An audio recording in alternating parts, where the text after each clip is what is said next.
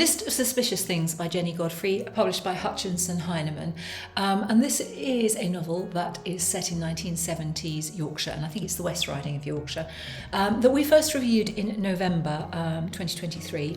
And the reviewer then was Sue, and she is one of our just top reviewers. She really gets to the heart of a book. And then we featured it as our book of the month in February 2024. So it's got a long pedigree with us. I have now read it because I was reading it for Grazia Book Club August 2024, and I have to concur with Sue that it is a really delightful book with a lot of pathos and some charming characters. This essentially is the story of Miv and her friend Sharon, and they are young girls who are on the cusp of adolescence. Miv is in her own family. Her mother has kind of retreated, so there's some psychological problem she feels there because her mum just isn't available. And her dad sort of feels that he maybe will take the family further south, but Miv doesn't want to leave her friend Sharon. She doesn't want to leave her environment. And so somehow the two of them decide if they can actually track down the Yorkshire Ripper, then, that threat has gone and she will be able to remain in Yorkshire in her environment.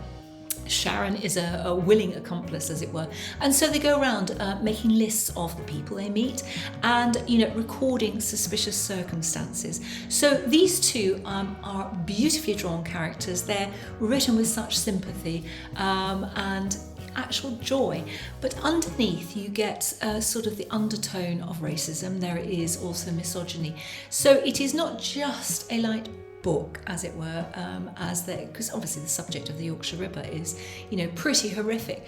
But I would say the author has a wonderful lightness of touch that she brings together these two little characters and some quite dark things that are happening in the country at the time. Of course, Thatcher is in charge of the government.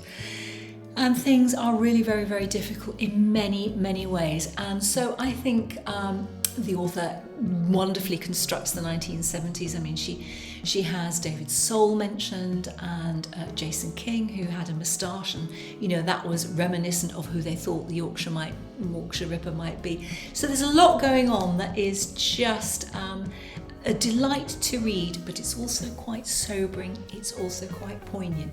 So we have been a fan of this book, since the autumn of 2023. So can we introduce you to it? The List of Suspicious Things by Jennie Godfrey. It's a lovely book to pick up, and it's redolent of the 1970s, and it's very well put together.